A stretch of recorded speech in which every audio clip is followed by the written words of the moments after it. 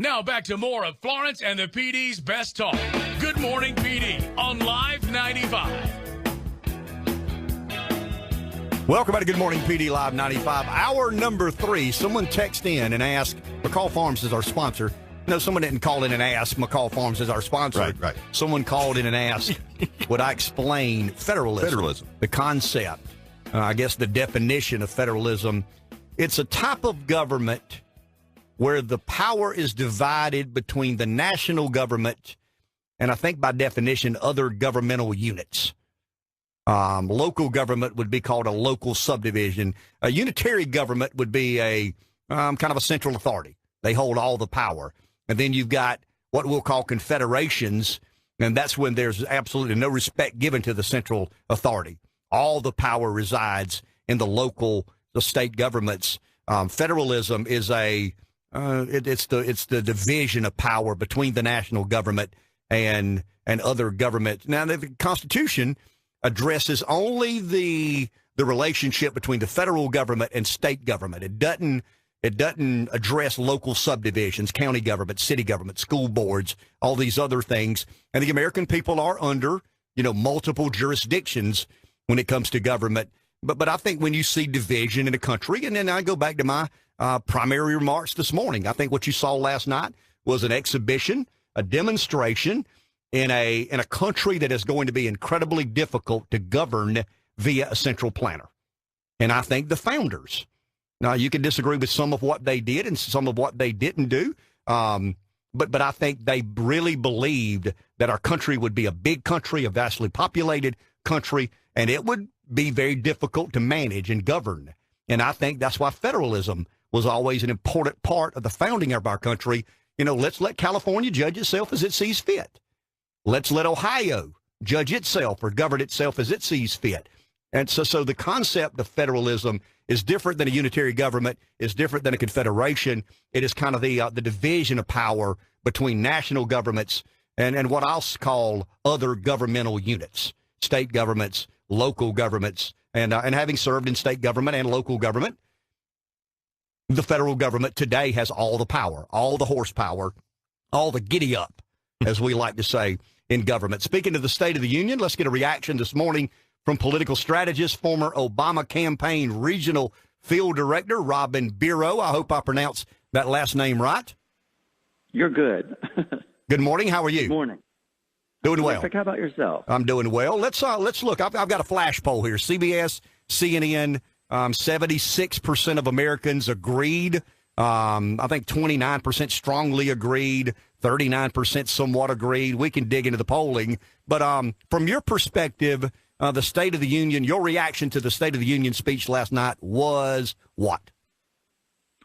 The call for unity. We've been hearing it all day. I was glad to see that it actually came to fruition because, look, Democrats and Republicans need to understand, both of them need to understand that the president is the president because he was the ultimate political outsider.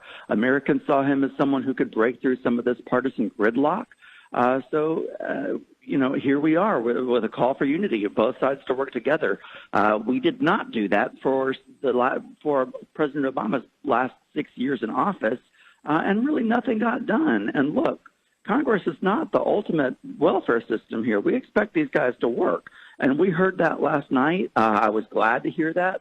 The president highlighted some things that we worked together on, such as criminal justice reform. And there's a huge appetite among both sides of the aisle for things like infrastructure. I was glad to hear Stacey Abrams mention that we also have an appetite for border security. It's just a difference of how we see that happening. But my God, I hope that we can come together before we have another government shutdown and figure this thing out. Robin, you mentioned something that I talk a lot about on this morning show, and I was in politics, local level and state level, so I have some extensive experience in both the private sector and the public sector. But Trump believes all of this is about him. I don't. I think Trump was a vessel or a vehicle that people could exhibit their discontent, their frustration, their anger, their animosity, whatever descriptive word you want to apply there. And I don't think the Republicans own, I hesitate to say Trumpism, but I don't think the Republicans own the fact that the American public are tired of the status quo. They're tired of business as usual. When you look at the Democrats who are running for office, they don't agree with Trump on anything, except they want to change things. Explain that, if you don't mind. Do you believe, as I do, that change is the ultimate driver of political discourse in America today? Most definitely. People are sick and tired of the parties doing nothing but fighting with each other. So politicians are all the time running now on this mantra that they can break through that. When President Trump said last night that we have to that he called for an end to the politics of revenge and said that the partisan investigations need to stop. I want to say, in all honesty, everyone was freaking out about that in my party because they thought that he meant the Mueller investigation. No, what I take that to mean is the actual partisan investigations. When Dems won the House, there was talk about all of the subpoenas and all of the investigations that they were going to do. I think that's what he was referring to. That would just hamper his ability to actually work with us to get things done.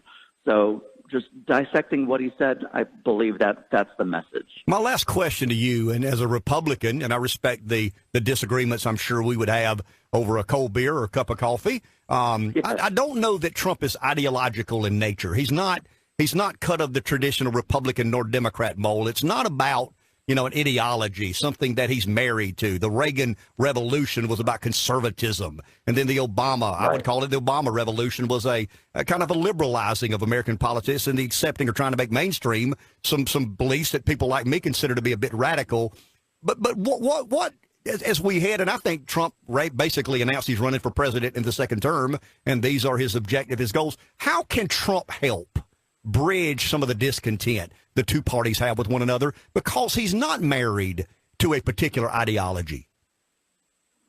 No, he's not. How he can help bridge some of that discontent, I was a little disappointed to hear that he didn't mention infrastructure, because, as I said, there's a huge appetite for that.